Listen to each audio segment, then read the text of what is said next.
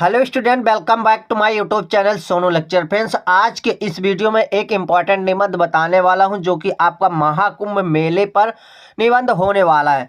तो फ्रेंड्स, सबसे पहले आपको क्या करना है, रूपरेखा लिख लेना है और रूपरेखा के अंदर आपको पूरी हेडिंग बना लेना है। जो भी हेडिंग आपको लिखना हो वो आपको रूपरेखा के अंदर लिख देना है। सबसे पहले आपकी रहेगी प्रस्तावना, उसके बाद रहेगी पौराणिक कथा, और तीसरी रहेगी आयोजन, और चौथी हेडिंग आपके महत्व, और पांचवा है विशेषताएं, और छठवां है महाकुंभ मेले की चुनौतियां और समाधान, और सातवां है फ्रेंड्स आपका निष्कर्ष। ये आपको डाल देना है, ये रूपरेखा के अंदर ये इतनी हेडिंग डाल देना है। उसके बाद आपको लिखना है प्रस्तावना।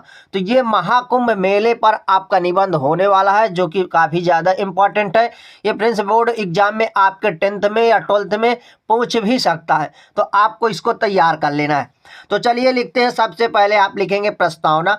प्रस्तावना के अंतर्गत आपको लिखना है, महाकुंभ मेला एक ऐसा अद्भुत धार्मिक आयोजन है जो भारत की सांस्कृतिक धरोहर का प्रतीक है। यह विश्व का सबसे बड़ा धार्मिक मेला है जो हर 12 वर्ष के अंतराल में 4 पवित्र स्थानों पर आयोजित किया जाता है।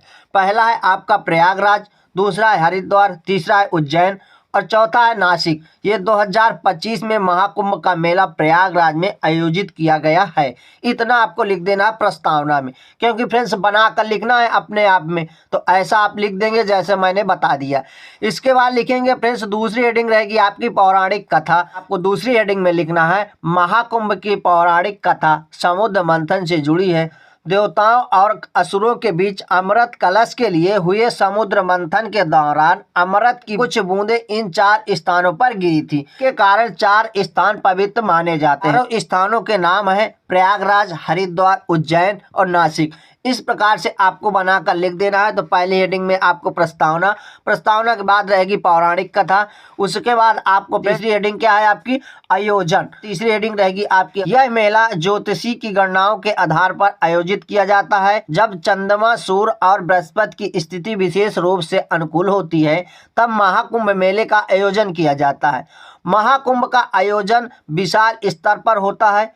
इसमें स्नान करने के लिए विशेष घाट बनाए जाते हैं। वहां पर साधु संत अपने शिविर लगाते हैं और प्रवचन देते हैं। इसके अलावा अर्ध कुंभ मेला हर 6 वर्ष में आयोजित होता है। कुंभ का आयोजन हर 12 वर्षों में किया जाता है, जबकि महाकुंभ का आयोजन हर 144 वर्षों में किया जाता है। तो फ्रेंड्स, ये आपका महाकुंभ जो चल रहा है वो 144 वर्षों बाद होता है, ये आपको लिख देना है। इसके बाद चौथी हेडिंग है आपकी फ्रेंड्स महत्व। इसका महत्व क्या होता है, तो इसका महत्व भी मैं आपको बता देता हूँ। महाकुंभ में लाखों श्रद्धालु गंगा, यमुना और सरस्वती के संगम में स्नान करते हैं। यह माना जाता है कि पवित्र स्नान से सभी पाप धुल जाते हैं और मोक्ष की प्राप्ति हो जाती है। महाकुंभ न केवल एक धार्मिक आयोजन है बल्कि यह भारतीय सांस्कृतिक और एकता का प्रतीक है। ये आपको लिख देना है महत्व में, इसका ये महत्व होता है।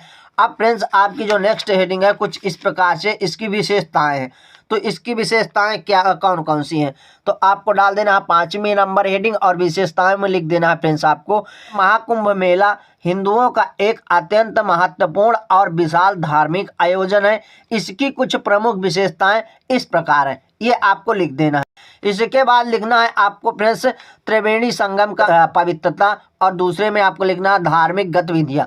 तो त्रिवेणी संगम की जो पवित्रता है उसमें आपको लिखना है, यह मेला गंगा, यमुना और सरस्वती नदियों के संगम पर आयोजित होता है, जिसे त्रिवेणी संगम कहा जाता है। इस संगम में स्नान करना अत्यंत पवित्र मोक्षदायक माना जाता है। यानी मतलब इस संगम में स्नान करने से आपको मोक्ष की प्राप्ति हो जाती है, ऐसा लोगों का मानना है। इसके बाद लिखेंगे धार्मिक गतिविधियां। यहाँ स्नान, पूजा अर्चना, ध्यान, प्रवचन, कीर्तन आदि धार्मिक गतिविधियां चलती रहती हैं। विभिन्न संप्रदायों के साधु संत अपने शिविर लगाते हैं और धार्मिक मार्ग दर्शन देते हैं। ये आपको लिख देना है धार्मिक गतिविधियां में। इसके बाद रहेगा आपका तीसरी हेडिंग रहेगी आध्यात्मिक उत्कर्ष, ये आपको लिख देना है, ये आपकी हेडिंग है। इसमें आपको लिखना है, महाकुंभ मेला आध्यात्मिक उत्कर्ष का एक महत्वपूर्ण अवसर होता है। यहाँ आकर लोग अपनी आत्मा को शुद्ध करते हैं और मोक्ष की प्राप्ति के मार्ग पर अग्रसर होते हैं। ये आपका कंप्लीट हो गया। अब नेक्स्ट हेडिंग देख लेते हैं जो कुछ इस प्रकार से है। तो फ्रेंड्स, अब नेक्स्ट हेडिंग है आपके महाकुंभ मेले की चुनौतियां एवं समाधान। इसको आपको हेडिंग डाल लेना है और इसमें लिखना है 1 नंबर डाल के भीड़ प्रबंधन। महाकुंभ में आने वाले श्रद्धालुओं की संख्या बहुत अधिक होती है, जिससे भीड़ प्रबंधन एक बहुत बड़ी चुनौती बन जाती है। भीड़ को नियंत्रित करना, श्रद्धालुओं को सुरक्षित रखना और भगदड़ जैसी स्थिति से बचाना अति आवश्यक है।